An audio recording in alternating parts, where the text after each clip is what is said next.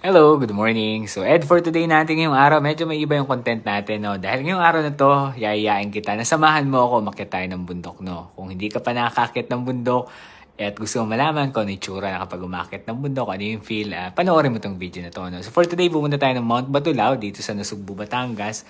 So, medyo thankful tayo sa araw na to dahil again, maganda yung panahon and syempre, pinayagan tayo ni wife na umakyat ng bundok, no? So, after ilang years, ngayon ulit tayo aakyat ng bundok. Pero dapat daw kasama natin si Marcus.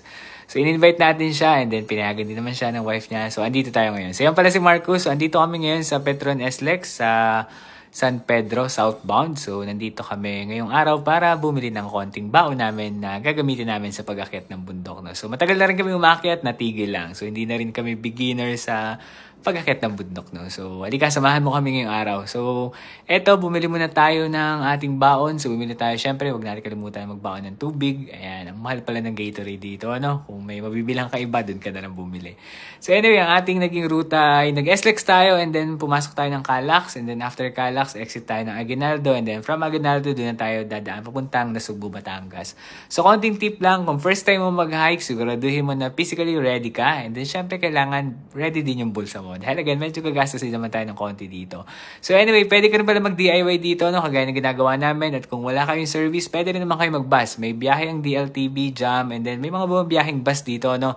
Na kung saan pwede kang bumaba dun mismo sa jump-off na area. So andito kami ngayon sa Aguinaldo part na kung saan medyo may pagbagal ng konti. Hindi naman traffic dahil maaga pa. Talagang may pagbagal dahil medyo may stoplight lang dito, no? So waiting. So, andito na kami ngayon. Papunta namin ng jump-off na area. So, etong video na to, well, actually, pabalik kami, no? So, nag-decide kami ni Marcus na bumalik kami dun sa main entrance or dun sa bungad na part. Dahil again, nung pumasok kami dito, nakita namin na bakit ganito yung daan. Parang one way lang. And then, nagkataon pa namin, nakasalubong kami and then, nahirapan kami, alam mo na, magbigayan. Kasi again, yung lugar nito is pang isang sasakyan lang talaga siya. Kasya dalawa, pero talagang hindi ko ina-advise. Kaya kung sakali mo may dala kami sasakyan na pupunta kayo dito, ang pinapayo ko ay doon na lang kayo mag-park sa bungad na park. Sa bungad na part na kung saan makakapag-park kayo ng maayos at hindi kayo medyo mahirapan. Dahil dito kapag meron ka kasalubong, sigurado ako, ikakamot ka ng ulo. Lalo na kung hindi ka naman ganun kabihasang driver. Or kung sabihin natin bihasaan driver, mahirap pa rin. Baka madisgrasya ka dito. Dahil sa gilid niyan, sa left side, bangin yan. Okay? So, ito palang Mount Batulao, konting background. Around 811 meters pala ito in terms of taas. Elevation niya yung 811. So, ang ginawa namin, nag-tricycle kami. Simula dun sa area na kung saan nag-park kami, papunta sa jump-off. Ito yung view. Maganda naman yung daan, sementado siya, yun nga lang medyo masikip. Kaya hindi ko pinapayo na mag-park kayo dun malapit sa school or sa jump-off. Doon na lang kayo mag-park sa bungad na area. So, yan yung makikita mo, medyo basa yung lupa. Ibig sabihin, katapos lang umulan, no? So, dito pala nag-register kami, nagbayad kami ng 130 pesos.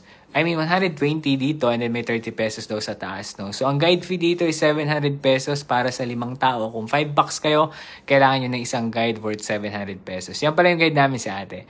So, 9:30 na mag-start kami umakyat. So, dahil wala naman tayong nahabol, okay lang yan. Chill time lang tayo. Chill lang yung pag-akyat natin. So, eto pala yung trail dito, no? Sa umpisa, medyo 1 kilometer daw, medyo maputi. Kaya kung sakaling mang-akyat ka ng bundok, siguraduhin meron kang baon na maayos na shoes or sandals. So, kung sakali man, mas maganda gamitin mo yung shoes na makapit sa mga mapuputik na lugar. No? So, ang gamit namin dito sandals, yung may tinatawag na snake cord ang tawag ata doon. No? So, matagal na namin ginagamit yan. Nakakailang bundok na yan. Ginagamit namin yung sa beach, sa pag-akit ng bundok. Minsan, pwede rin sa mall. No? Pero ikaw, depende sa trip mo. So, anyway, ang Mount Batulao din pala is isa itong inactive stratovolcano. Medyo steep yung mga daan dito, kaya pataas talaga siya. So in short, may mga part na babangin, kaya doble ingat pa rin. Kahit gaano ka pa man kasanay umakyat, huwag makakalimutan na mag-ingat, okay? Kung beginner ka naman, siguraduhin mong ready ka sa mga ganitong klaseng activity. Kung gusto mong makapag-prepare, I suggest mag-jogging ka, maglakad-lakad ka. Pero kung hindi mo magagawa yung mga yan, basta meron kang lakas ng loob, dahil ang difficulty naman nito is 4/9, meaning pwede siya for beginners, yun nga lang, doble ingat pa rin, okay? And then, wag mo kakalimutan na dapat enjoy lang. Enjoy mo lang yung habang umaakit ka. So, maganda yung view dito dahil malapit lang siya sa Metro Manila and then makikita mo yung ganito kagandang view. Ayan, makikita mo yung part ng Taal, part ng side ng Batangas. And then, napakasariwa ng hangin dito. Napakasarap mamasyal dito, no?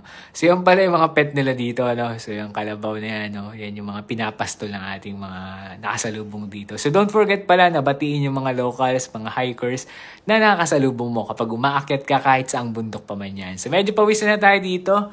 Dahil medyo malayo-layo na rin yung narating natin, no? So yan, kita na yung pawis natin. Pero again, sobrang sarap sa pakiramdam ng pinagpapawisan ka habang umakyat ka ng bundok. So para sa akin, yan yung talagang tinatawag ko na masarap sa pakiramdam. For me ha, depende yan. Again, kung trip mo umakyat ng bundok, sigurado ako ma-appreciate mo yung nature kapag nandito ka sa ganitong lugar.